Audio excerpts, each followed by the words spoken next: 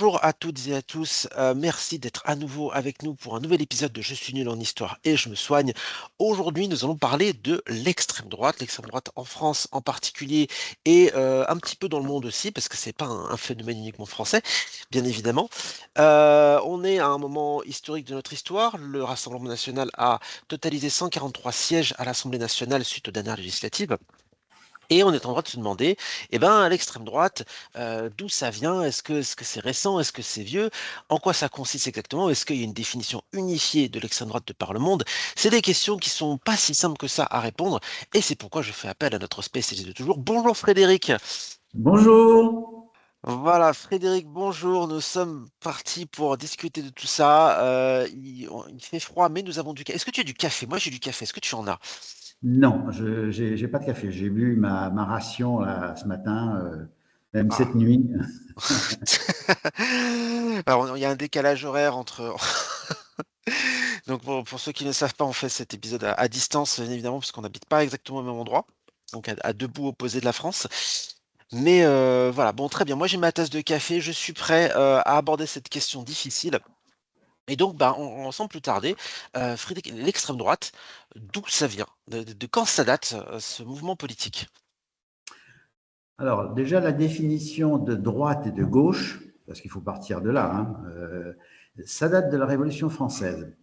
C'est-à-dire que à l'Assemblée nationale, lorsqu'on a débattu des pouvoirs du roi et en particulier de son droit de veto, hein, le droit de veto qu'avait Louis XVI dans la première Constitution, on a fait voter donc les députés et ceux qui étaient pour ce droit de veto étaient incités à se positionner à droite du président de séance et ceux qui étaient contre à gauche.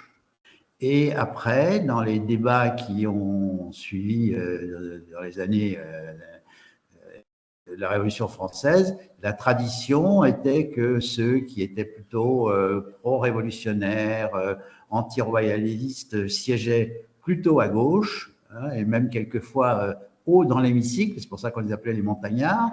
Et par contre, ceux qui souhaitaient maintenir la royauté constitutionnelle, puisque c'était comme ça qu'elle était au début, se mettaient à droite de l'hémicycle. Et ça date de cette époque-là. Ça date de cette époque-là et il se trouve qu'on a transmis ces définitions droite et gauche finalement à l'ensemble du monde, hein, puisque maintenant un peu partout, c'est comme ça que se définissent les gens. Alors il y a une exception, c'est la Chambre des communes au Royaume-Uni où les pro-gouvernementaux et les anti-gouvernementaux ne sont pas dans un hémicycle mais face à face. Ok, ils ont pas cédé à la tentation de copier exactement le. Ok. Très bien. C'est-à-dire qu'ils avaient une tradition parlementaire antérieure à la nôtre aussi, hein. Ok.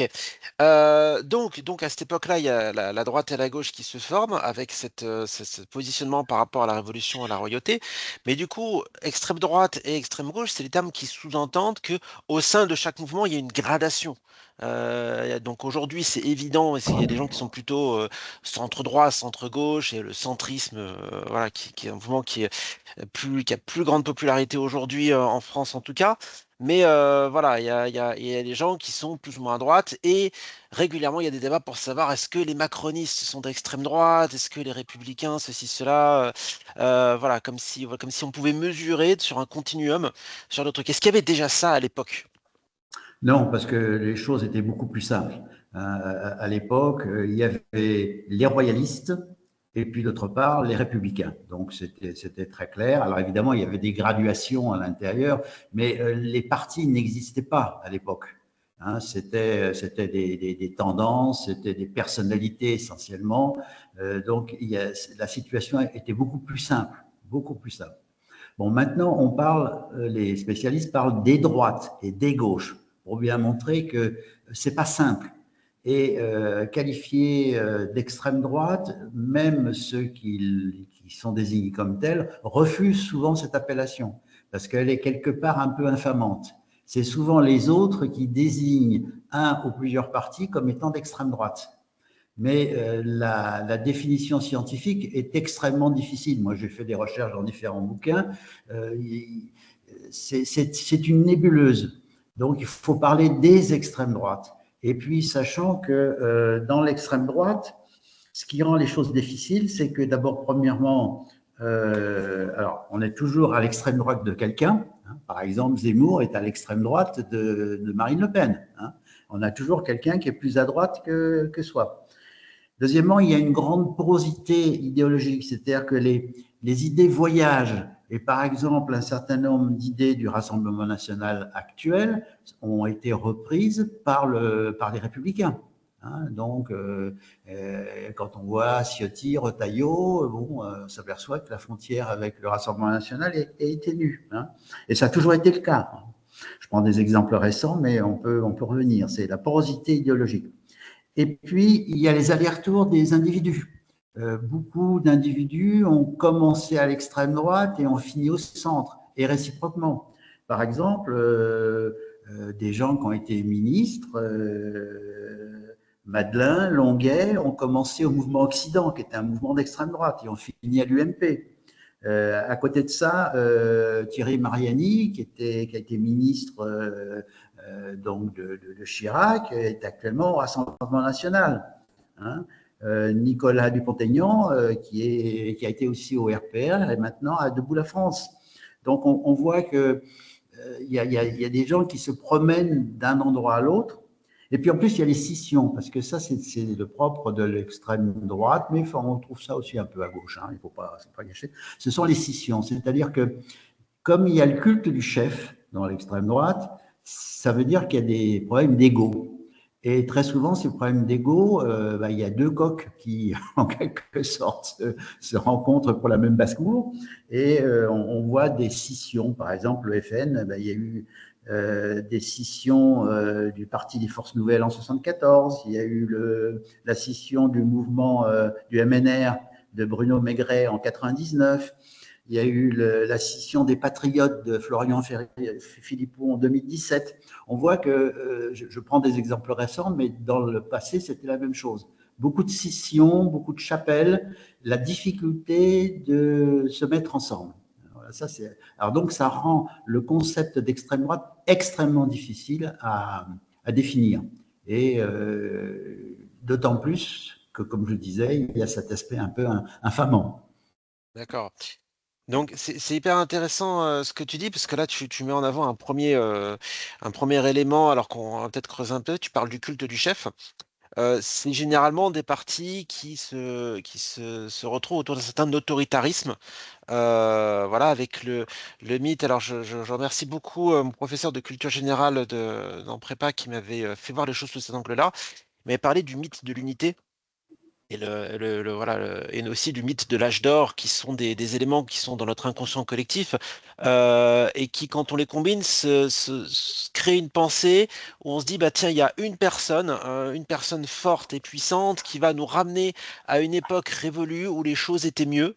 Et j'ai l'impression que c'est un dialogue alors qui est décliné après avec différentes histoires, différents habillages, mais qu'on retrouve dans beaucoup de paroles de ces parties-là. Est-ce que tu es d'accord avec cette analyse ou est-ce que je vais peut-être un peu trop loin? Oui, il y a des invariants. Bon, même si sur le plan doctrinal, on voit bien, par exemple, que le RN de maintenant, sur le plan économique, n'a rien à voir avec le FN de Jean-Marie Le Pen de voilà quelques années. Hein. On est passé du libéralisme à une forme de presque de socialisme. Mais par contre, il y a des invariants.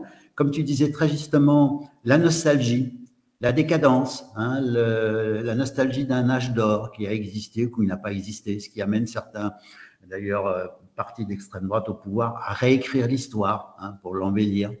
Le culte de l'homme providentiel. Alors pour les royalistes, c'était le roi. Après, ça a été différents chefs. Ça a été le maréchal Vichy, ça a été Boulanger à une certaine époque, ça a été bon, et puis on s'aperçoit que la personnalité de Jean-Marie Le Pen au Rassemblement national, enfin au Front national, et maintenant de Marine Le Pen, c'est quand même quelque chose de fédérateur. Donc derrière l'unité, derrière l'homme ou la femme providentielle. Hein. Le fait aussi que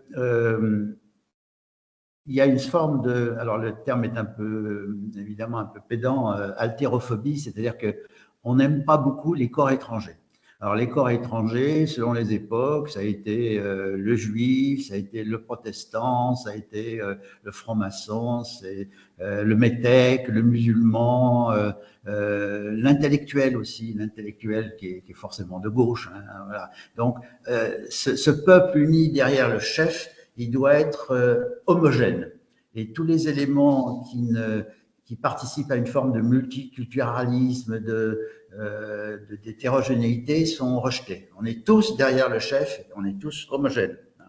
Donc, on a vite fait de trouver des boucs émissaires. Alors, le bouc émissaire a aussi une vertu, c'est que quand l'extrême droite est au pouvoir, dans certains cas, si ça ne marche pas, et le fait que ça ne marche pas, c'est pas spécialement dû à l'extrême droite. Hein. Tous les gouvernements qui arrivent au pouvoir, à un moment ou à un autre, ils sont face à des constats d'échec partiel.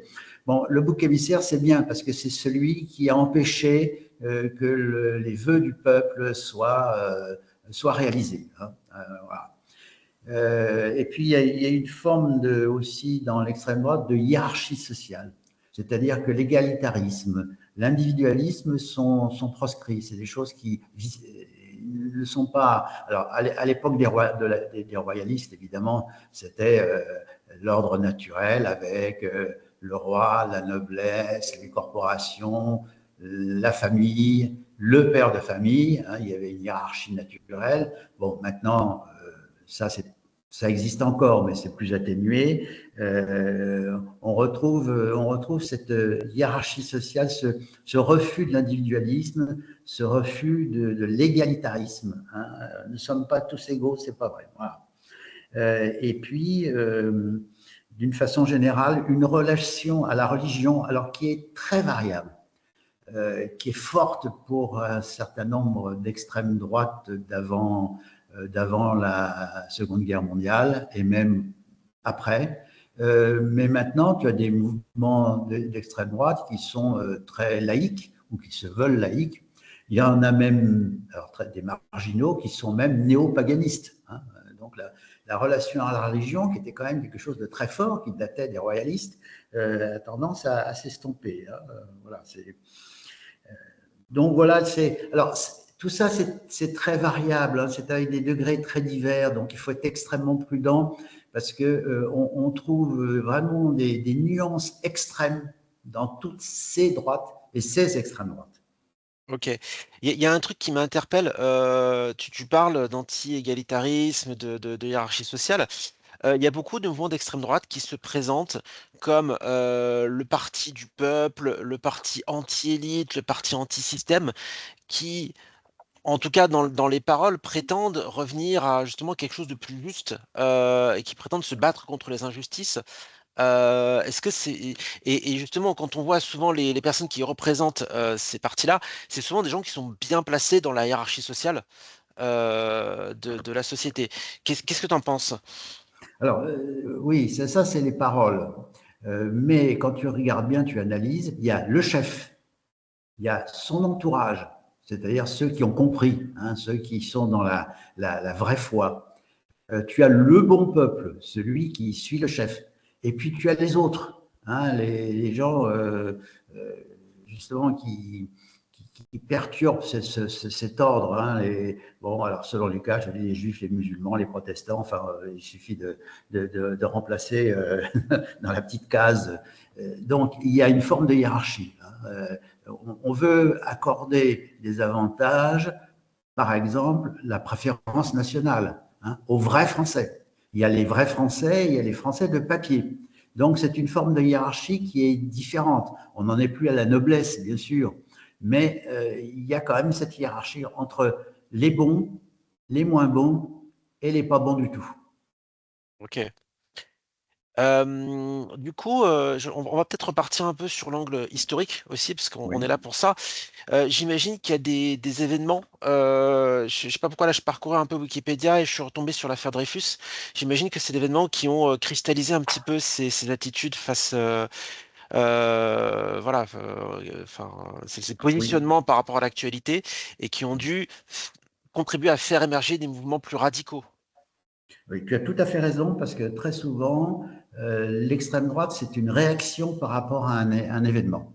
On s'aperçoit que au fil de l'histoire, il y a des moments où l'extrême droite est assoupie, et puis il y a d'autres moments où elle se réveille face à un événement. Alors, le premier événement, évidemment, c'est la Révolution française. Bon, ce qui est né, c'était pas, à l'époque, on parlait pas d'extrême droite, hein, mais c'est le royalisme, hein, le légitimisme, c'est-à-dire des gens qui défendaient le trône et l'autel, hein, parce que c'était associé, parce que si le roi était sur le trône, c'est parce que Dieu l'avait décidé. Donc ça, c'est un premier élément, la Révolution française. Et on verra que l'anti-89 a subsisté et subsiste encore. Lors des cérémonies du bicentenaire de la Révolution française, dans certains milieux d'extrême droite, on a fêté l'anti-révolution, hein, en considérant que tous nos malheurs venaient de là. Donc, ce premier événement est très fondateur. Un deuxième événement qui est directement la conséquence de l'autre, c'est la Restauration. Hein, le fait qu'après l'Empire, eh bien, les légitimistes ont espéré rétablir l'ordre antérieur. Ensuite, troisième événement qui a été quand même important, c'est 1870, la défaite face à l'Allemagne, qui a été quand même humiliante, et la fondation de la République ONI. Hein. Et d'ailleurs, dans un premier temps, il faut bien savoir que les premières assemblées de la Troisième République, donc après 1871, étaient à majorité royaliste. C'est pour ça qu'on a mis tant de temps à définir une constitution et que le poste de président de la République a été conçu à l'époque pour pouvoir éventuellement être celui du roi, d'un roi qui aurait été constitutionnel, parce qu'on n'en revenait pas à la royauté absolue. Donc on s'aperçoit que la fondation de la République, eh bien, ça n'a pas été accepté tout de suite. Les anti-républicains ont été très virulents pratiquement jusqu'à la Seconde Guerre mondiale. Il y a des gens qui vomissaient la République, hein, qui profitaient de tous les scandales qui a pu avoir lieu, de toutes les insuffisances pour la vomir et dire il faut rétablir le roi, c'est la gueuse, hein, c'était la gueuse, voilà, la République. Donc ça a été le troisième événement. Le quatrième événement, comme tu l'as dit très justement, c'est l'affaire Dreyfus. L'affaire Dreyfus, bon, l'antisémitisme ne date pas de l'affaire Dreyfus, puisque il ne faut pas oublier que pendant longtemps, les chrétiens ont considéré que Jésus-Christ avait été crucifié à cause des Juifs. Hein, c'était Judas. Bon. Et pendant longtemps, les persécutions contre les Juifs ont été très, très violentes. Hein. Mais bon, ça a ressurgi avec cette affaire Dreyfus, qui a quand même coupé en deux la société française. On ne peut pas imaginer la violence des débats à l'époque. C'était invraisemblable. On se plaint actuellement de la violence verbale et physique, mais à l'époque, c'était absolument extraordinaire. Il n'y avait pas les réseaux sociaux, mais il y avait la presse, qui était vraiment un média très important. Mais il y a un antisémitisme que même maintenant, les pires des antisémites n'oseraient plus adopter. Un langage de violence, de haine absolument invraisemblable. Je me permets une petite parenthèse. Oui. Alors, j'avais fait des recherches parce que je travaillais sur un jeu de société qui impliquait des duels au pistolet. Et il me semble que à cette époque-là, alors je mélange peut-être un peu les choses, mais il y avait des fois des personnalités publiques qui s'affrontaient en duel Ouais. autour de désaccords sur des éléments Et oui. politiques. Ah oui, oui, oui. Et on s'insultait à la Chambre des députés et on finissait ça effectivement sur le terrain, à l'épée ou au revolver. Et oui, oui, oui, c'était donc la violence en politique, elle a toujours été présente. D'ailleurs, l'extrême droite a toujours eu une fraction. Alors, il ne faut pas tout confondre évidemment, mais une fraction de l'extrême droite a toujours été violente et souhaitait changer l'ordre des choses par la violence. Ça a été à un certain moment l'Action française, des canaux du roi notamment, ça a été le fait de certains mouvements comme Occident, Ordre Nouveau, etc., ou pendant un peu avant la guerre, la cagoule, enfin on y reviendra, des gens qui voulaient changer l'ordre des choses par la violence, alors qu'il y avait une partie de l'extrême droite qui était plutôt légaliste, qui souhaitait arriver par les urnes. Alors, D'ailleurs, parmi les... Ouais, excuse-moi, je rebondis là-dessus parce que c'est très intéressant, parce qu'on finalement on parle beaucoup du terrorisme islamiste, mais est-ce que du coup on peut dire historiquement qu'il y a eu un terrorisme d'extrême droite? oui, oui, oui, oui, oui, oui, oui. Et alors, il a existé en France, mais il a été particulièrement violent en Italie, hein, dans les années de plomb, dans les années 70, où il y a eu vraiment des attentats comme celui de la gare de Bologne, hein, dont on a tous entendu parler, euh, fomentés par l'extrême droite. Alors on mettait ça sur le compte de l'extrême gauche, hein, mais on sait maintenant que c'était manipulé par l'extrême droite. Hein. Bon, donc il y a une fraction de l'extrême droite qui peut être violente. Hein, ça c'est bon, qui n'est pas majoritaire, loin de là. Alors, parmi les événements aussi qui ont contribué à fortifier l'extrême droite, alors on a eu l'affaire Dreyfus, mais on a après le nationalisme qui est apparu, notamment quand on a senti que le conflit avec l'Allemagne, juste avant 1914, était imminent. Hein, parce que les frottements avec l'Empire allemand, euh, bah, ils ont ressurgi à l'occasion notamment de la constitution de l'Empire colonial. C'est-à-dire que les Français avaient divisé sur le Maroc et les Allemands aussi. Et il y a eu des incidents à Agadir, hein, où la flotte allemande a envoyé des bateaux. Bon, on était à 2 doigts d'une première guerre.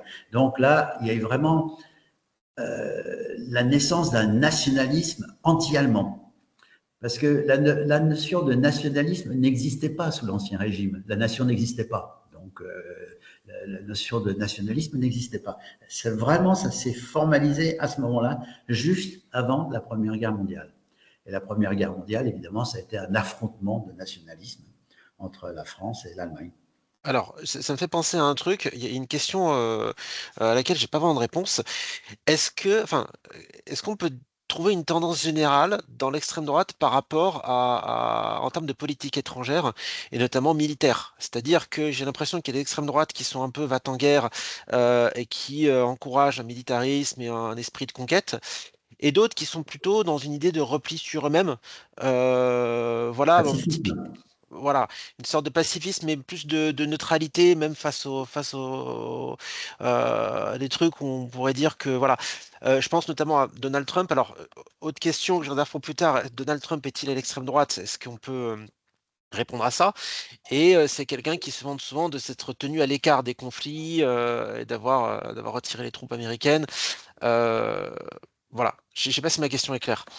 Non, non, elle est très claire. C'est toute l'ambiguïté face à la politique étrangère. C'est-à-dire que, d'une façon générale, pour unir le peuple derrière le chef, il faut des ennemis. Alors les ennemis intérieurs, on en a déjà parlé, hein, le juif, le métèque, le protestant, le franc-maçon, tout ce que tu voudras. Il faut aussi des ennemis extérieurs, parce que c'est comme ça. On voit bien, par exemple, ce que fait Netanyahou en ce moment en Israël. Il était très fragilisé, il devait être destitué par la justice normalement. Puis l'histoire avec le Hamas et maintenant le Hezbollah, c'est presque providentiel pour lui. Je ne dis pas pour le peuple juif, hein, on est bien d'accord, hein, parce que ça le maintient au pouvoir. Même si on est opposé à lui, on est derrière lui pour défendre Israël. Ben, c'est un des principes de l'extrême droite, c'est de trouver un ennemi. Alors, avant 1914, c'était l'allemand, bien sûr. Entre 1914 et 1939-40, c'était encore l'allemand. Hein. Mais il y avait des gens qui disaient aussi, ce qui est plus important, c'est le communisme. Depuis 1917, la Russie était le foyer du communisme et le communisme se développait en France. Et il y a un certain nombre de gens qui, à l'extrême droite, disaient, eh bien, soyons plutôt pacifiques avec l'Allemagne parce que notre vrai combat, c'est celui contre le bolchevisme. Et il y a des gens à l'extrême droite qui ont accueilli avec je dirais, soulagement, les accords de Munich, par lesquels les puissances occidentales ont accepté la mainmise d'Hitler sur la Tchécoslovaquie. Parce qu'ils ne voulaient pas se lancer dans une guerre judéo-bolchevique contre Hitler. Bon, ce n'était pas la majorité de l'extrême droite. Il faut toujours bien rappeler ça, c'est que ce que je dis ne couvre pas l'ensemble du spectre de l'extrême droite. Il y avait de l'extrême droite anti-Germanie. Bon. Alors, on était après la Première Guerre mondiale. La Première Guerre mondiale a bouleversé la société française, puisqu'il y a d'abord des tranches d'âge qui ont disparu, qui ont été décimées. Au lendemain de la Première Guerre mondiale, la société s'est mise à changer. Les femmes qui avaient acquis une importance pendant la Première Guerre mondiale, puisque c'est avec elles qu'on faisait tourner des usines, hein, elles étaient receveuses de bus, elles faisaient des obus, elles faisaient bon. La place de la femme, qui était traditionnellement secondaire, hein, c'était la femme dans l'Ancien Régime, au foyer, eh bien, là aussi, ça perturbait cet ordre naturel que souhaite toujours l'extrême droite, a été perturbé par la nouvelle place des femmes qui, en plus, vestimentairement, se sont habillées différemment, c'était plus des grandes robes, c'était des robes plus courtes, les cheveux à la garçonne, etc. Tout ça, ça plaisait pas à un certain nombre de traditionnalistes, hein, pour lesquels la place de la femme n'était pas là. Bon, les voir dans les bars, dans les dancing, etc., c'était quelque chose qui les irritait profondément. Hein.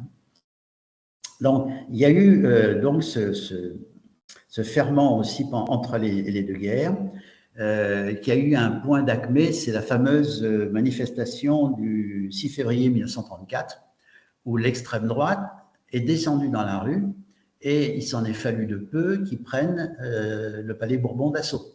Hein. Bon, heureusement, les dissensions entre les différents groupes d'extrême droite ont empêché ce coup d'État.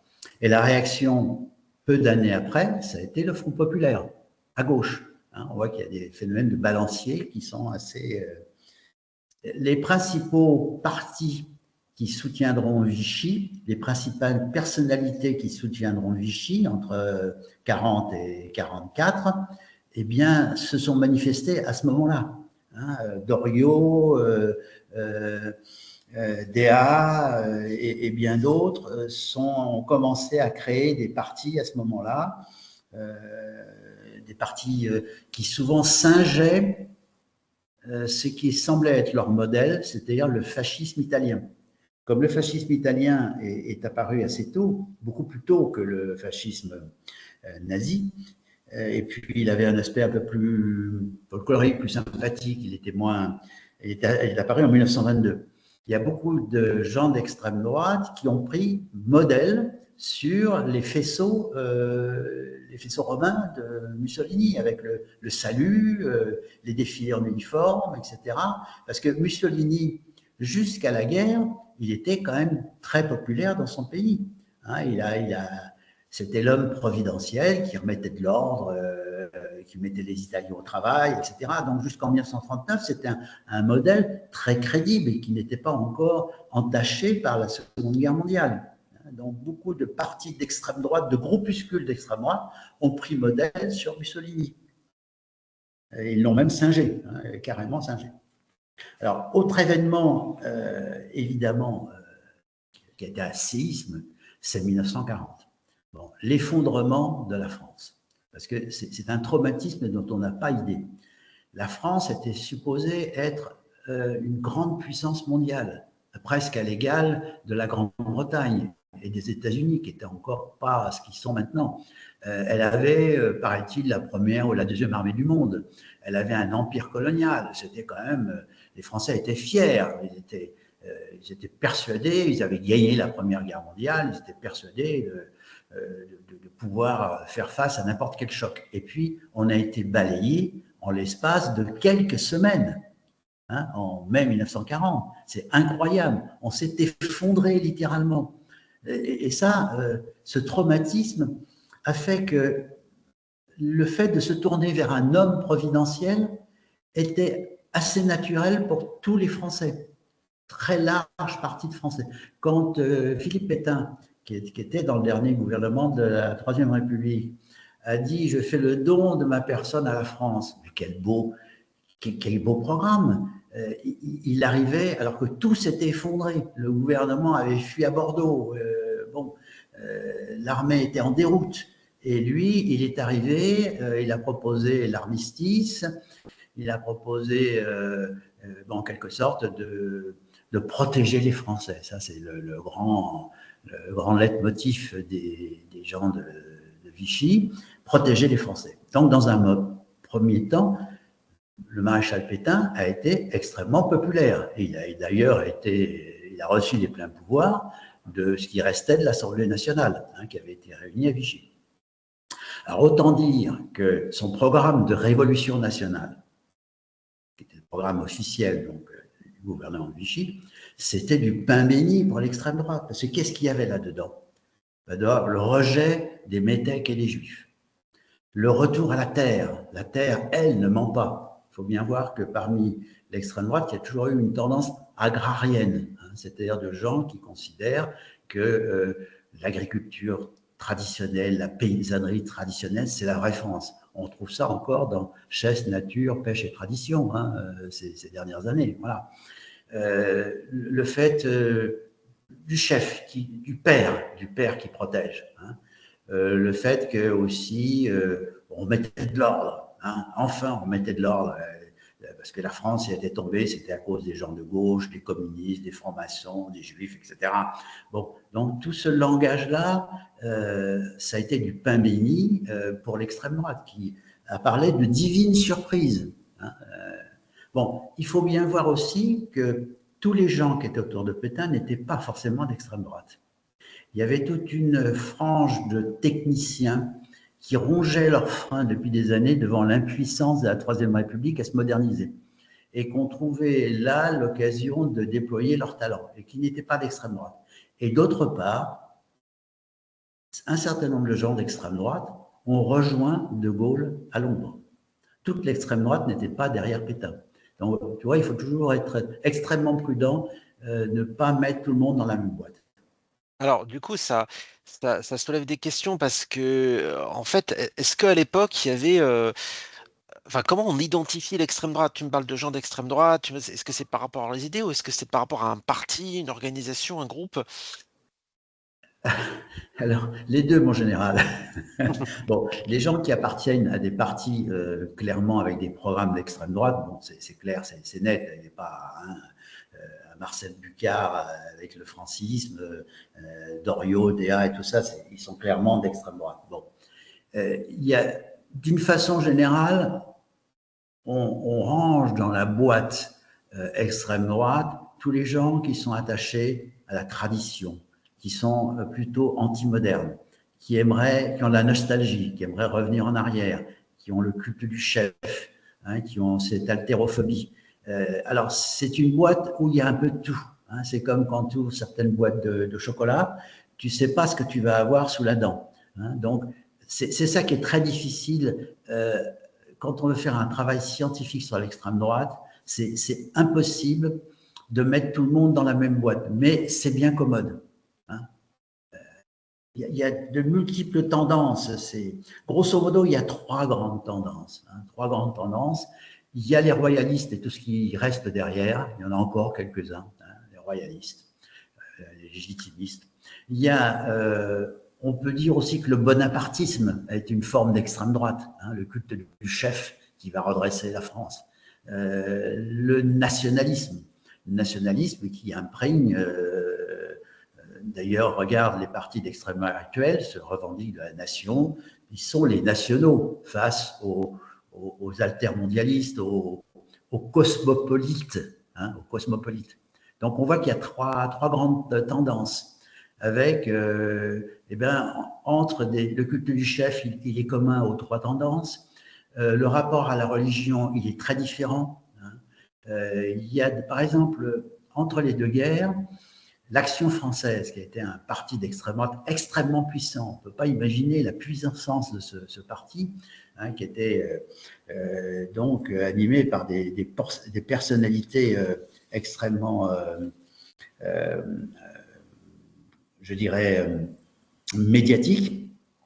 Eh bien, en fait, Maurras, par exemple, hein, qui était un des animateurs, il avait un rapport à la religion qui était tout à fait distancié. Ce n'était pas quelqu'un qui allait à la messe tous les dimanches, mais pour lui, la religion, c'était une des structures qui maintient la société. C'était pour son pouvoir structurant et ce pouvoir un peu disciplinaire. Hein. C'est comme Pétain. Pétain était pas, oh, il était catholique, mais c'était pas un fanatique. Mais il s'est appuyé sur l'Église parce que l'Église, c'est une structure qui contribue à l'ordre social. Hein. La royauté aussi. Il faut voir la cour sous Louis XIV, sous Louis XV, sous Louis XVI. C'était au point de vue mœurs, il n'y avait pas plus de débauché. Mais néanmoins, l'Église était là pour maintenir la place, les choses au bon ordre. Hein. Donc, très souvent, l'Église est utilisée comme instrument. Et on le voit bien dans un certain nombre de régimes autoritaires. Regarde les évangéliques, hein, qui servent de structure à Trump et à Bolsonaro.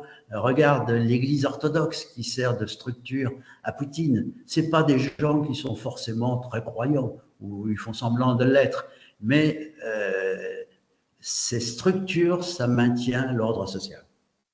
Donc, évidemment, tout ça, on parlait du régime de Vichy, où là, on a vu que les différentes coteries d'extrême droite se sont bouffées le foie, si on peut dire. Hein. Il n'y a pas eu un parti unique, loin de là. Hein.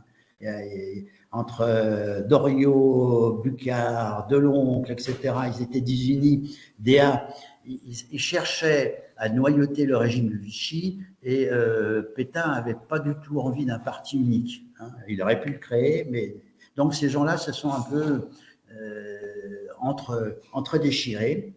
Et puis il y a eu évidemment, il y a eu la milice, hein, qui a été vraiment l'expression brutale d'une forme d'extrême droite. Et puis est arrivée évidemment la libération et à ce moment-là l'épuration. Donc là, l'extrême droite, évidemment, ça a été le creux de la vague. Parce que tous ceux qui s'étaient compromis avec le régime de Vichy, soit ils ont fini en prison, soit ils se sont exilés, notamment en Amérique du Sud, soit ils ont fait un profil bas pendant un certain temps. Et l'extrême droite n'avait pas disparu, mais était extrêmement discrète. Certains s'étaient vraiment engagés à fond dans la collaboration avec l'Allemagne. Mais l'extrême droite va ressurgir à l'occasion d'un certain nombre d'événements, notamment, d'abord, premièrement, la modernisation de la France. C'est-à-dire que là, on est en plein dans les 30 Glorieuses, après 1945. La reconstruction entraîne un essor économique considérable. La France se modernise à grands pas et laisse sur le bord de la route un certain nombre de gens qui évidemment ont du mal à s'adapter. Les petits commerçants, les agriculteurs et bien d'autres, certaines professions libérales. Et ça, c'est le propre de l'extrême droite, c'est d'essayer de fédérer tous ceux qui sont en quelque sorte victimes de la modernisation. Hein. Souvent, il y a un aspect anti-moderne chez l'extrême droite. Et c'est là où est né le poujadisme. Pierre Poujade, qui a, à un moment, occupé une place centrale dans les années 50, hein, 53, 54, l'UDCA, l'Union des démocratiques, je crois, des commerçants et artisans. Et d'ailleurs, Jean-Marie Le Pen a fait ses premières armes aux côtés de Pierre Poujade. Alors, est-ce qu'on peut rappeler un petit peu ce que c'est ce mouvement du poujadisme dans les grandes lignes? Alors, Pierre Poujade était un papetier de Saint-Céré dans le Lot, donc une petite entreprise qui végétait et qui était malheureusement promise à la ruine par l'arrivée de la grande industrie, des grandes scieries, etc. Et il a fait l'objet d'un contrôle fiscal. et il a pu fédérer autour de lui tout un ensemble de commerçants, artisans, qui se sont révoltés contre les contrôles fiscaux en disant ben, non seulement on est balayé par la modernisation, mais en plus l'État nous persécute. L'État nous persécute. Et il a eu un succès électoral indéniable, hein, qui a été assez fugace. Ça n'a pas duré très longtemps, ça a duré 2-3 ans. Après, le poujadisme a eu tendance à s'effilocher et à se convertir dans autre chose à l'occasion d'un nouvel événement, c'est la liquidation de l'empire colonial. La liquidation de l'empire colonial, ça a été un traumatisme. La France, la grande France, avec son empire, hein, l'empire a contribué quand même à la libération de la France. Il ne faut pas oublier que c'est des soldats venant de nos colonies qui ont libéré Marseille, qui sont remontés jusqu'au Rhin. Hein, il ne faut pas l'oublier.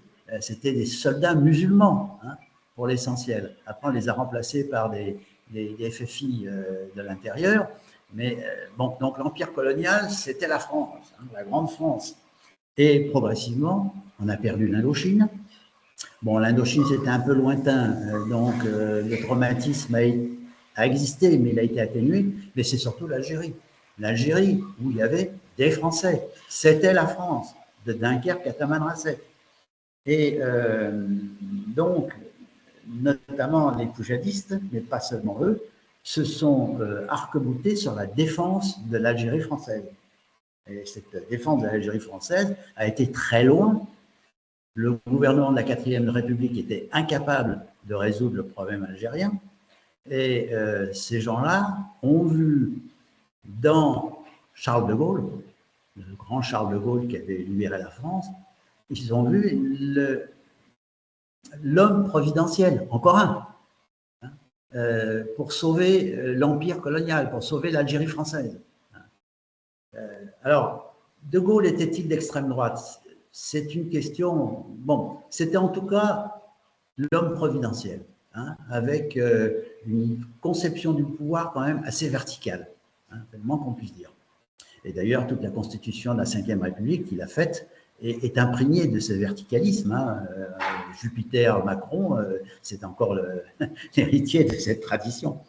Alors, de Gaulle a très vite compris que l'empire colonial, c'était plus une charge qu'autre chose.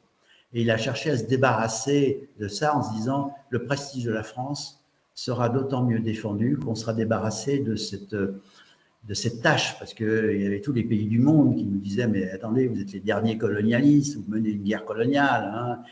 Bon. Et il a opéré un virage vers la décolonisation.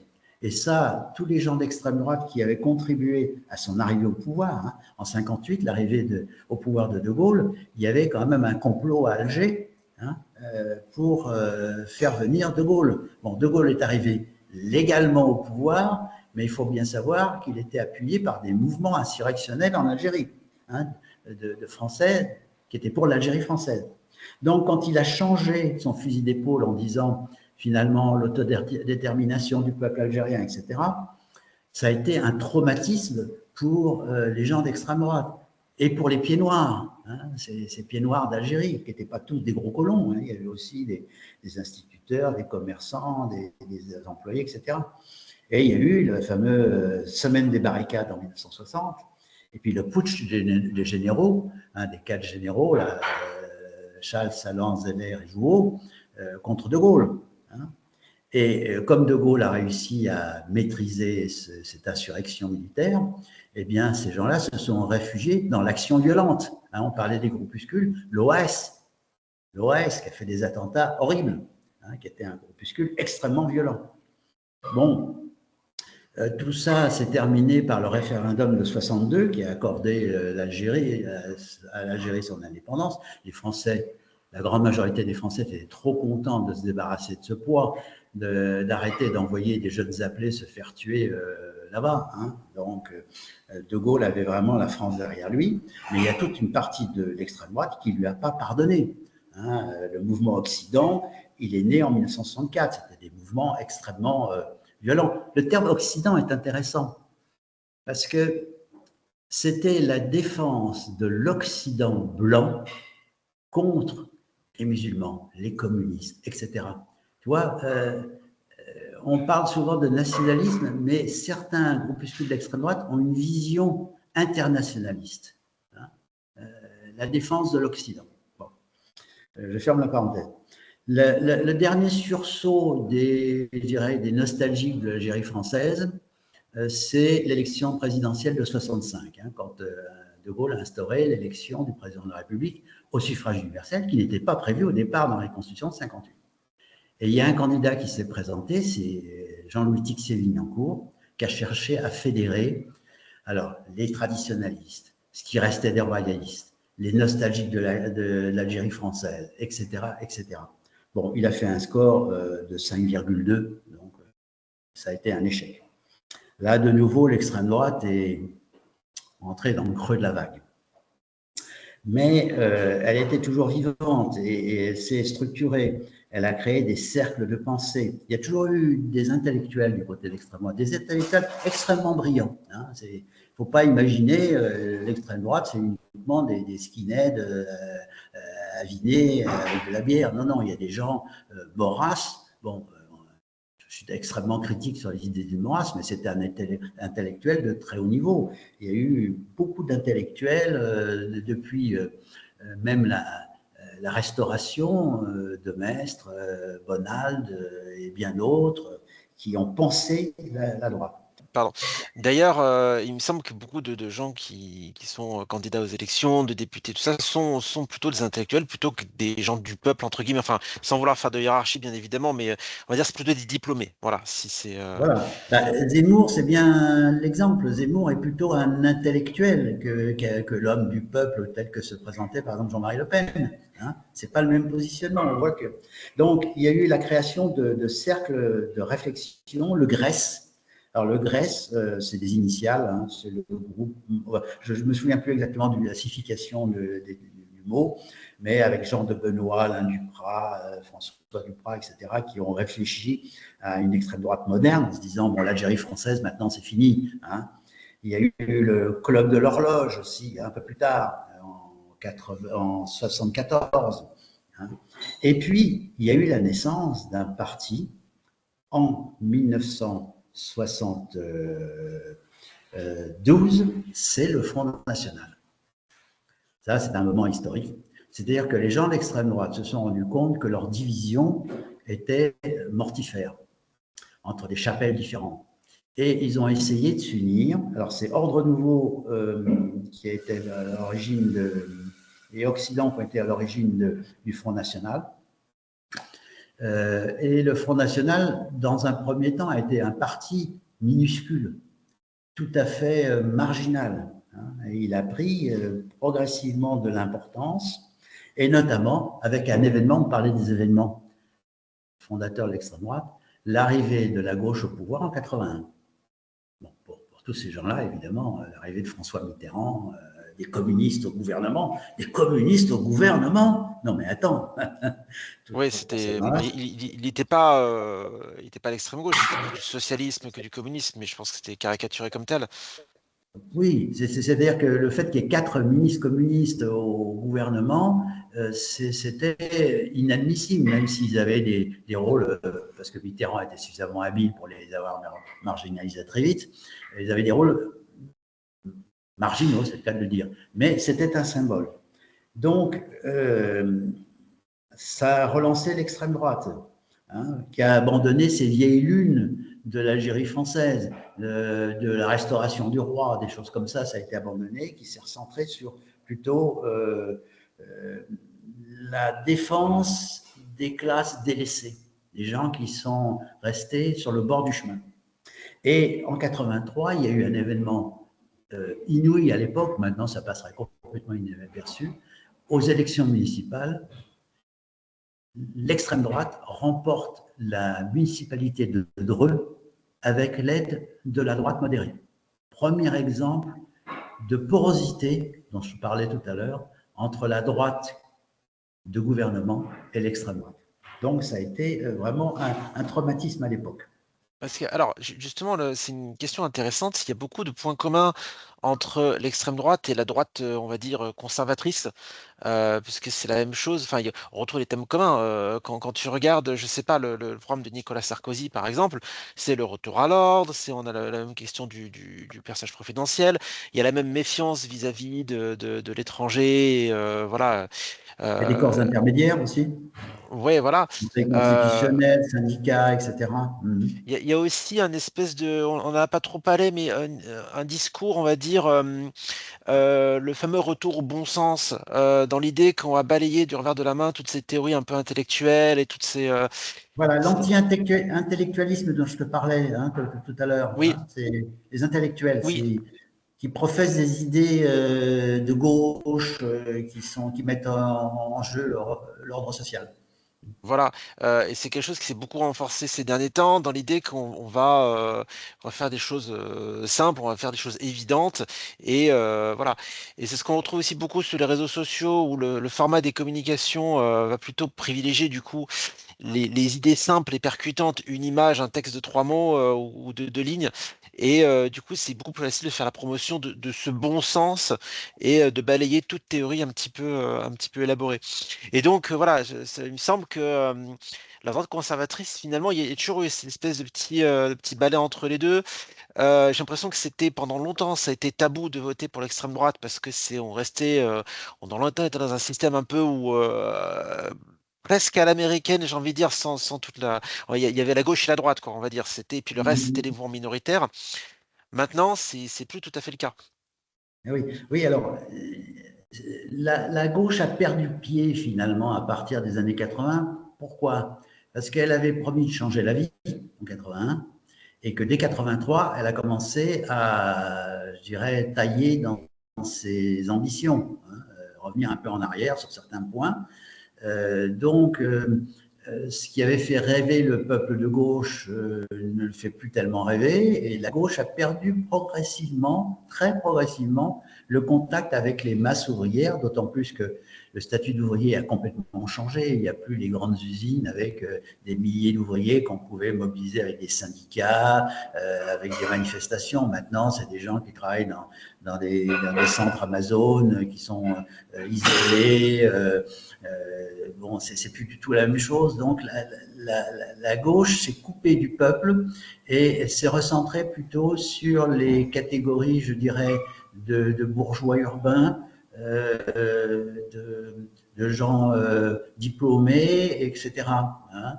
Alors, il y avait tous les gens qui, par contre, eux, sont laissés sur le bord du chemin, où la mondialisation qui avait commencé déjà à l'époque a fait des ravages. Les premières fermetures d'usines, la sidérurgie a commencé à disparaître dans les années 80, il y avait beaucoup d'usines qui ont fermé, donc beaucoup de gens qui se sont retrouvés dans une situation sociale extrêmement délicate. Ils avaient perdu leur raison de vivre, qui était leur travail. Hein. Il faut voir la fierté de la classe ouvrière. Le type qui rentrait de la mine, un mineur, c'était quelqu'un qu'on considérait. Bon, les mineurs, maintenant, il n'y en a plus en France. Ça n'existe plus. Il n'y en a plus. C'est bien simple, il n'y en a plus. Bon, tout ça, cette classe populaire s'est trouvée orpheline. Elle s'est retrouvée orpheline de la gauche qui a dû se convertir au libéralisme hein, progressivement. Et l'extrême droite qui, jusqu'ici, finalement, on pouvait dire qu'elle n'avait jamais été au pouvoir, on oubliait Vichy, hein, Vichy c'était un peu loin, elle disait ben oui mais nous on a des solutions, hein, on a des solutions comme tu dis, clés en main, vous allez voir, on va rétablir l'ordre, et puis 1 million de chômeurs, c'est 1 million d'immigrés en trop, après c'est devenu 2 millions de chômeurs, 2 millions, Jean-Marie Le Pen a revalorisé à chaque fois son slogan de campagne avec des slogans simples, hein. Si vous n'avez plus de boulot, c'est à cause des immigrés. Voilà, ils vous prennent votre boulot. C'est à cause de ces élites mondialistes, cosmopolites, hein, qui œuvrent dans. Alors, il n'y a, pas loin du juif qui manipule le banquier juif. On a fait remarquer, par exemple, que Macron venait de la banque Rothschild. Rothschild, banque juive. Hein, voilà. Bon, il y a toujours un arrière-plan derrière de l'étranger qui manipule. Donc, l'extrême droite a tiré profit de tout ça et notamment le fait qu'elle était enfin relativement unie, parce qu'il y a toujours eu des groupuscules, derrière le Front National. Alors, la progression du Front National, elle n'a pas été linéaire, parce que Jean-Marie Le Pen est un personnage extrêmement intéressant. C'est un type qui est très, très érudit, hein, mais qui a une façon de voir les choses. On se demande à certains moments s'il ne souhaitait pas garder sa fonction de tribun du peuple. Et peut-être qu'il avait conscience qu'il valait mieux pas qu'il arrive au pouvoir, parce que quand tu arrives au pouvoir, bah, tu ne peux plus tenir le même discours. Hein. Le réalisme fait que tu déçois forcément. Et il a eu un certain nombre de saillies qui à chaque fois ont fait retomber le Rassemblement, le Front National dans les scores des votes. Et on se demande si ces saillies, elles n'étaient pas organisées. On a du mal à penser que c'était quand même. Alors, ça a été par exemple en 87, la Shoah, c'est un point de détail de l'histoire. Il a sorti ça à la télévision. Bon, un point de détail de l'histoire de la Seconde Guerre mondiale. C'était Automatiquement. pas les chambres à gaz, je crois, ou les chambres à gaz Oui, les ou chambres à gaz, oui, les chambres à gaz, oui, voilà, oui. ouais, En 88, il a fait aussi une réflexion sur Durafour crématoire. Hein, il était en débat contre un homme politique qui s'appelait Durafour et Durafour crématoire. Bon. En 89, il a sorti que il y avait un rôle antinational de l'internationale juive. Hein, on retrouve les saillies antisémites de l'entre-deux-guerres ou d'avant 14. Hein. Mais à côté de ça, il y a des événements à chaque fois qui l'ont remis en selle. Par exemple, l'affaire du voile islamique à Creil en 89. Ces jeunes filles qui ne voulaient pas retirer leur voile pour aller à l'école. Alors autant te dire que c'était une bonne occasion de mobiliser l'extrême droite. Ça a été les émeutes dans les banlieues en 90. Hein. Ça a été aussi la reprise de certains thèmes du Front National par Chirac, quand il a parlé du bruit et de l'odeur. Hein, il a parlé de Français qui habitaient à côté, dans le quartier de la Goutte d'Or, à côté d'immigrés. Alors, il y avait les qui vivent d'allocation familiale, qui ont plusieurs femmes, et puis en plus, il y a le bruit et l'odeur. Bon. À partir du moment où ces thèmes ont été repris par des partis de gouvernement, ils n'étaient plus entachés de la honte qu'ils avaient auparavant.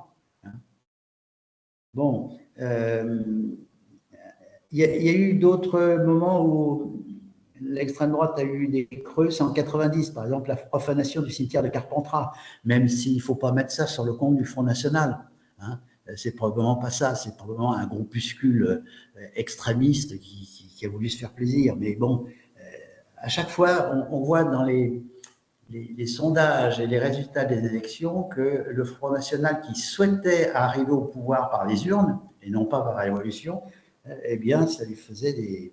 Puis les scissions, parce que les scissions, on en parlait tout à l'heure, en 98, il y a toute une partie du Front National qui est partie derrière Bruno Maigret. Hein. Là aussi, il y a eu un creux. Mais d'un autre côté, en 2002, on a eu l'extrême surprise de voir arriver Jean-Marie Le Pen au deuxième tour. Et au deuxième tour d'élection présidentielle, il a fait 17,8. Bon, maintenant, ça serait considéré comme un score moyen, mais à l'époque, ça a été un coup de tonnerre. Moi, je me rappelle des gens qui ont défilé dans les rues contre l'extrême droite. je me rappelle aussi, ouais, on parle encore du Et 21 avril. voilà, c'est d'autant plus curieux que le gouvernement socialiste qui avait été au pouvoir entre 1997 et 2002 avait été un gouvernement dont on peut dire que c'était la gauche unie. Ils avaient eu des résultats économiques relativement satisfaisants. C'était une période, je dirais, d'expansion. On ne peut pas dire qu'ils ont échoué au pouvoir. Bon, on a critiqué les 35 heures, etc. Mais le bilan des 35 heures, il n'est pas entièrement négatif. Donc, c'était d'autant plus curieux. Ça a été la grande surprise. Bon. Alors, Chirac a été réélu avec un score digne de l'Union soviétique. Malheureusement, il n'en a pas fait grand-chose. Hein, alors que, et oui. Donc, l'extrême droite a continué à progresser. Et à ce moment-là est arrivé l'intermède Sarkozy. Sarkozy a très bien compris qu'en reprenant certaines thématiques de l'extrême droite, il pouvait vider la baudruche.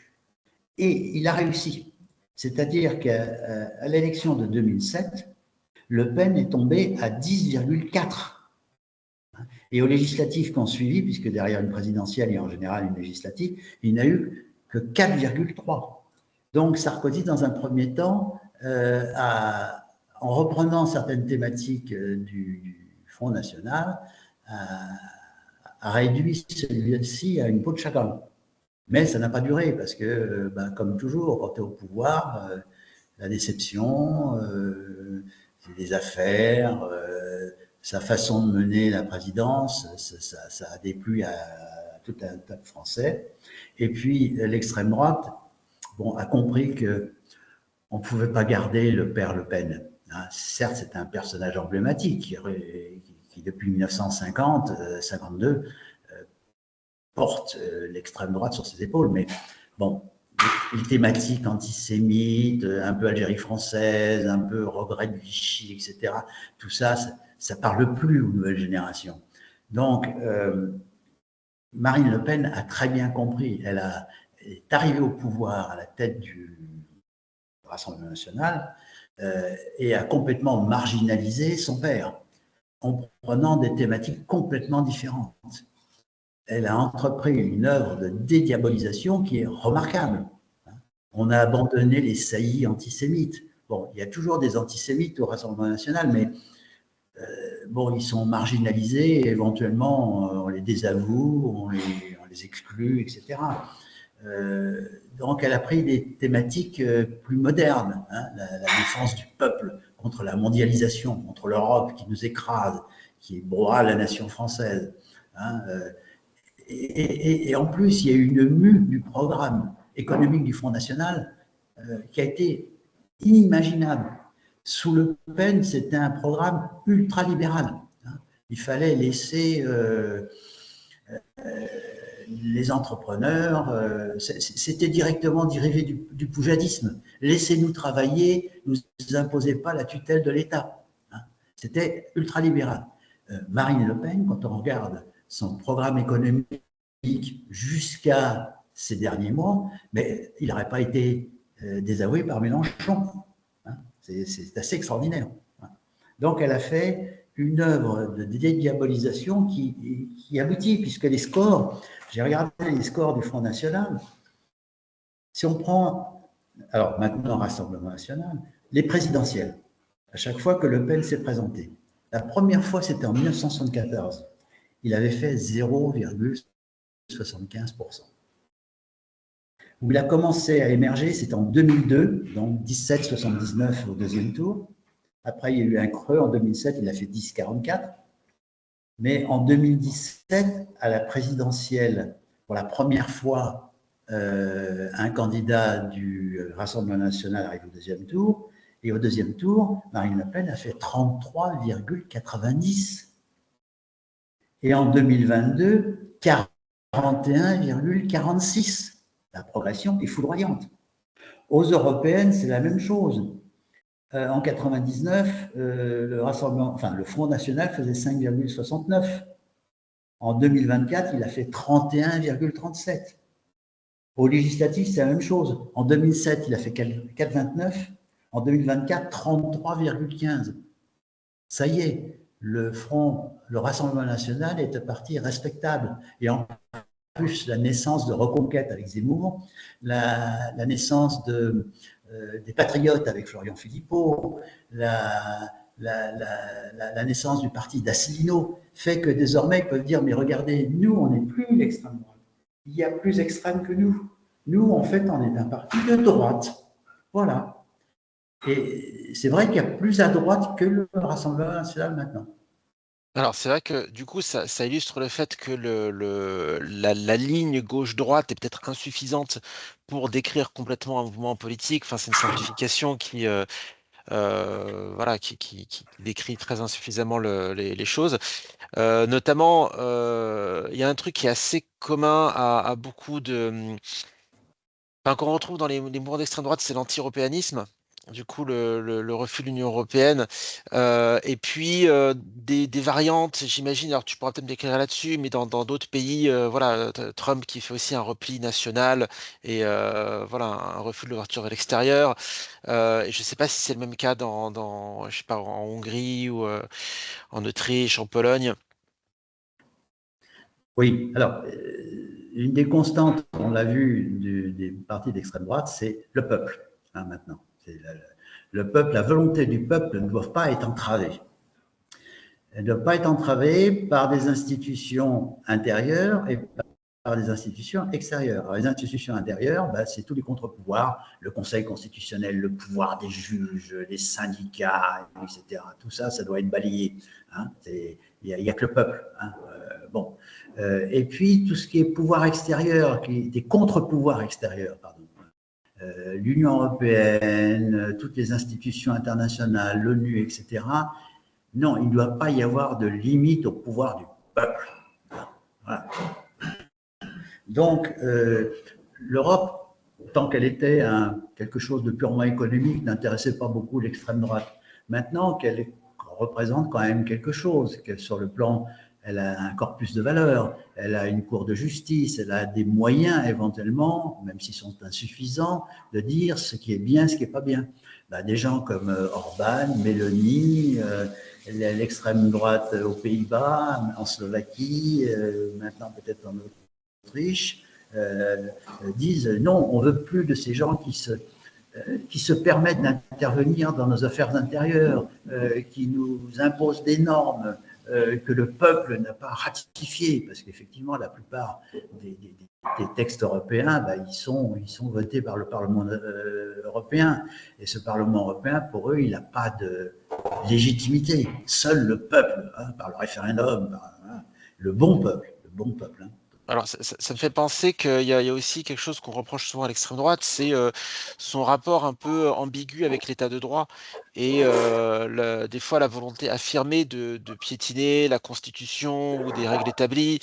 Des fois aussi le rapport avec les médias, peut-être que c'est aussi un autre sujet. Oui, parce que Euh, tout ça, ce sont des contre-pouvoirs. Les médias, ce sont des contre-pouvoirs parce que c'est eux qui mettent le doigt sur les incohérences, les déficiences, les corruptions aussi, parce que comme dans tous les partis hein, de l'extrême droite, il y a toujours des affaires, hein, il n'y a pas qu'à l'extrême droite. Euh, les, oui, tous les contre-pouvoirs, un contre-pouvoir, c'est quelque chose qui empêche la volonté du peuple. L'état de droit, finalement, bah, ça nous empêche de mettre les immigrés à la porte. Or, mettre les immigrés à la porte, c'est la solution de tous nos problèmes. Or, ces immigrés, ils ont des droits. Non, mais quoi encore? Il y a des juges qui se peuvent permettre de dire, bah oui, mais on ne peut pas rejeter les gens comme ça, on ne peut pas les renvoyer dans leur pays s'ils sont menacés de mort, on peut pas. Bah non, c'est inacceptable, c'est inadmissible. Donc tous les contre-pouvoirs sont rejetés. Donc l'état de droit, c'est un ensemble de contre-pouvoirs. ok. Bah du coup, c'est une super chronologie que tu nous as fait qui permet de voir un petit peu d'où ça vient, les constantes et les variations. Effectivement, on se rend compte que les choses changent aujourd'hui. J'ai l'impression que le phénomène que tu décris de dédiabolisation, il n'est pas spécifique à la France, parce Non. que alors peut-être que je suis un peu myope sur ce qui s'est passé un peu plus loin que mon temps à moi, mais j'ai l'impression qu'on voit l'émergence de nombreux gouvernements d'extrême droite qui semblaient impensables. Enfin, moi, quand j'ai grandi dans les années 80, c'était tabou. C'était tabou l'extrême droite. Personne ne pouvait dire publiquement qu'il votait pour le FN. Et aujourd'hui, bon, bah, voilà, on a cité la Hongrie, on a cité l'Autriche, le Brésil avec Bolsonaro. Alors, Trump est-il d'extrême droite? Bon, on pourrait se lancer sur cette question, mais en tout cas, il en reprend beaucoup des codes. Lorsqu'il piétine les législations et qu'il décide d'interdire du jour au lendemain l'entrée depuis certains pays à dominante musulmane. La Pologne aussi, on pourrait aussi partir sur Poutine et c'est du gouvernement, mais j'ai l'impression qu'il y a une émergence simultanée de gouvernements d'extrême droite dans plein de pays. Est-ce que c'est le même processus qu'en France? Oui, alors, oui, il y a des vagues. La première grande vague de gouvernement d'extrême droite, c'est entre les deux guerres, où simultanément, tu as eu des gouvernements d'extrême droite au Portugal, Salazar, en Espagne, Franco, en Italie, Mussolini, en Allemagne, Hitler. Et puis dans tous les États satellites, hein, les États satellites de l'Allemagne, il y a eu un gouvernement d'extrême droite en Hongrie, en Roumanie, en Slovaquie, en Croatie, les Oustachis, etc. Donc on s'aperçoit qu'il y a des vagues, d'autant plus qu'il y a des financements souterrains, on aide un peu ses homologues, même si on n'est pas tout à fait sur la même ligne idéologique. Donc il y a eu une première vague de gouvernement d'extrême droite entre les deux guerres. Donc, une bonne partie de l'Allemagne, de l'Europe était entre les mains de gouvernements extrême droite. Bon, évidemment, l'effondrement de tous ces gouvernements après la Seconde Guerre mondiale, sauf ceux qui avaient eu la prudence de ne pas s'engager, comme le Portugal de Salazar ou l'Espagne de Franco, qui ont perduré jusque dans les années 70. Hein. Mais sinon, partout, ça a été balayé. Et puis maintenant, ça revient, parce que c'est un jeu de balancier. Les valeurs traditionnelles, c'est ah oui, c'est peut-être tout ce qui nous reste, c'est il faut remettre de l'ordre, il faut tout ça, à un moment ou à un autre, ça revient dans l'esprit, ça. Et là en ce moment, qu'est-ce qu'on a eu? On a eu Trump, on a eu Bolsonaro au Brésil, en Europe, on a Orban en Hongrie, on a Fico en Slovaquie, on a ce gouvernement dominante extrême droite aux Pays-Bas, on a Madame Meloni en Italie, même si c'est une extrême droite qui paraît très présentable. Hein. Berlusconi avait ouvert la voie en Italie, finalement, les outrances, etc. Et maintenant l'Autriche, qui vient de voter très à droite. Les partis d'extrême droite sont associés au pouvoir en Suède. Il y a encore quelques autres pays que je n'ai pas forcément en tête, mais ils ne sont pas loin du pouvoir. Et en France aussi. Donc, il y a une tendance générale. Est-ce qu'elle sera durable? On n'en sait rien. Est-ce qu'elle sera générale? On n'en sait rien. Et tous ces gens-là sont très différents. Oui, on a oublié de citer Milei aussi en Argentine. Ces gens-là sont Poutine. Poutine, paraît-il, il fait la chasse aux néo-nazis en Ukraine, mais c'est typiquement un régime d'extrême droite. Et d'ailleurs, il appuie les partis d'extrême droite en Europe par des financements.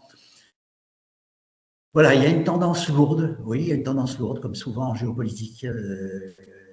Est-ce qu'elle est comparable à celle d'entre les deux guerres? Seul l'avenir le dira. Alors, ils sont très différents, ces gens-là. Ils peuvent se haïr, d'ailleurs, entre eux. Ils peuvent se haïr. Ouais, ouais.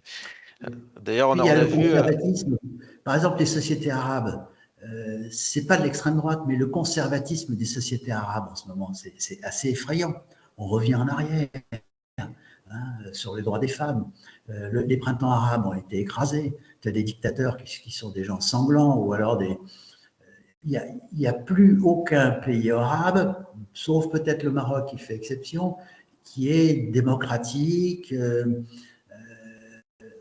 progressiste. On est revenu en arrière. L'Afghanistan, qui n'est pas un pays arabe, l'Iran non plus, sont vraiment des caricatures, là aussi.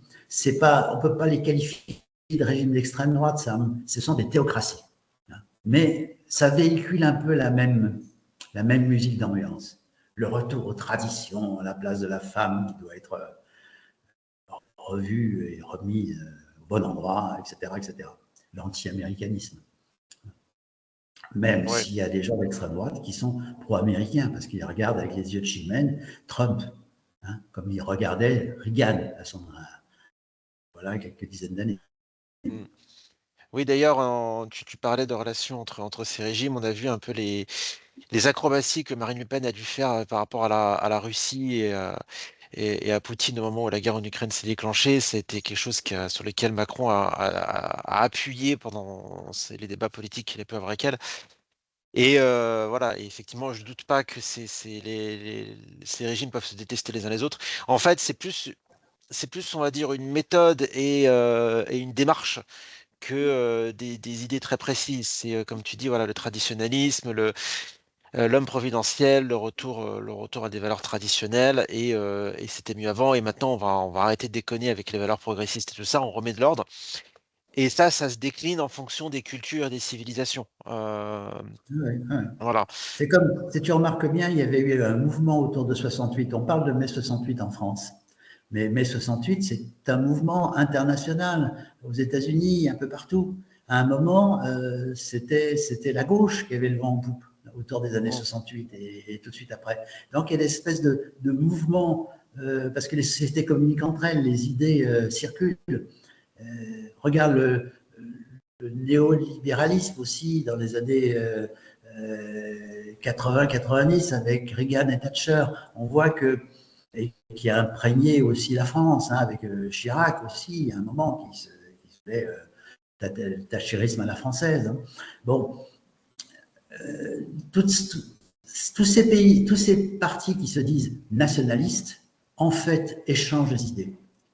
Le Front National a été créé avec l'aide du MSI italien, qui était un mouvement d'extrême droite qui lui a quasiment prêté la flamme. La flamme du MSI italien, c'est tu remplaces le bleu par le vert, bah, c'est la même chose. Hein.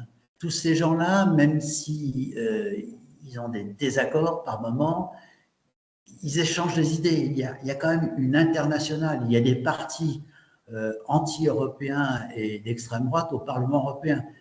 Il y en a deux, hein, ce qui montre bien qu'ils n'arrivent pas à se finir. Voilà. Ok. Très bien. Bah, je pense qu'on a fait le tour de pas mal d'éléments sur cette question-là. C'est hyper intéressant dans une rétrospective historique. Donc voilà, on a essayé d'être le plus neutre possible dans l'exposition de trucs parce qu'on a tous évidemment. C'est des partis qui cristallisent, qui polarisent les opinions, on va dire. Il y a vraiment des gens qui sont anti-extrême droite et d'autres qui sont pro-extrême droite. On est rarement neutre par rapport à ça. Voilà, donc j'espère qu'on a su faire un exposé aussi objectif des faits que possible. Et voilà, donc ça soulève encore d'autres questions sur la géopolitique moderne, voilà, sur les partis politiques. Peut-être qu'on pourra faire le même genre de rétrospective avec l'extrême gauche, ça pourrait être intéressant aussi, Ah oui, ah oui, même si je ah oui. pense qu'on va y trouver plus de points communs qu'on pourrait s'y attendre, parce que je pense que il y a des choses dans le côté extrême qu'on retrouve de part et d'autre, même si les idées et la direction dans laquelle ils veulent emmener leur parti sont pas les mêmes. Mais Tiens, voilà. je voudrais faire justement donner un exemple. Doriot a été député communiste de Saint-Denis et il s'est retrouvé à l'extrême droite au moment du Vichy, et même d'ores et déjà avant. Quelquefois, les extrêmes se chevauchent hein, dans les deux sens. Hein, Mm, dans les deux sens. tout à fait. Voilà. Alors, il y a un point sur lequel je reste triste malgré tout, c'est dans le débat des idées. C'est que les étiquettes extrême gauche, extrême droite, même toutes les étiquettes de manière générale, on les utilise maintenant comme entre guillemets des insultes ou pour simplifier les idées des groupes avec lesquels on est en désaccord. Donc voilà, là je trouvais ça intéressant dans justement ce que ça regroupait et tu as souligné le fait que ça regroupait des gens, des fois qu'il y avait des mouvances, il y avait des diversités, il y avait plusieurs extrêmes droites et c'était pas un mouvement unifié. Voilà. Je rêverais d'un monde où on abandonne ces étiquettes pour se débattre uniquement des idées, mais voilà. En l'occurrence, pour cet épisode, même si je suis pas trop d'accord avec ça, c'était utile pour comprendre un peu l'évolution de certaines idées en particulier, Voilà. de certains. On, Voilà, on met des gens très différents dans la même boîte, c'est vrai. Hein. tout à Et fait. puis, si ça se trouve, dans quelques années, le Rassemblement national sera un parti de droite tout à fait respectable et il y aura des extrêmes droites clairement identifiées. C'est toujours la même chose. La porosité des idées, les échanges d'hommes et de femmes, le fait que tout ça, ça bouge. Ce sont des nuages de points. Hein, c'est pas des choses intangibles. Il y a des idées communes, il y a des idées permanentes, mais tout ça, ça bouge en permanence en fonction de l'évolution de la société. Hein. Les royalistes ont disparu. Les bonapartistes, ça n'existe plus, quasiment, Mm. sauf peut-être à Ajaccio, j'en sais rien. Par contre, les nationalistes, c'est quelque chose qui est d'actualité. Voilà, Très le bien. nationalisme n'existait pas en 1815. Hein. Mm. C'est hyper intéressant. En tout cas, merci beaucoup pour ce tour d'horizon et cet important travail de documentation que tu as fait et de restitution aussi. Merci beaucoup à tous ceux et celles qui nous écoutent. Je vous rappelle que dans les commentaires, voilà, on se prend pas la tête. C'est des commentaires agressifs, on supprime immédiatement parce que ça nous intéresse pas. Voilà. Après, si vous avez envie d'exposer avec prudence, voilà, nous on essaie d'être prudent, on essaie de ne pas marteler les choses. Voilà, on peut se tromper, on peut faire des erreurs. N'hésitez pas à proposer vos arguments, vos idées, tout ça. Dans le respect mutuel, il n'y a aucun problème. Voilà. Par contre, je censure automatiquement tout ce qui est agressif et je m'en cache pas. Voilà, j'ai pas le temps pour me prendre la tête avec ça. Voilà, en tout cas, merci beaucoup à tous ceux et celles qui nous écoutent. On a eu un petit sursaut dans le podcast depuis quelques épisodes et ça fait vraiment plaisir. Il y a plus de personnes qui écoutent. On n'est pas encore une grande chaîne internationale écoutée par des millions de personnes, mais voilà, même si on fait ça à titre un peu amateur, bah, c'est toujours agréable. Donc merci beaucoup, merci Frédéric, et on se retrouve très bientôt pour de nouveaux Merci, épisodes. à À bientôt. bientôt.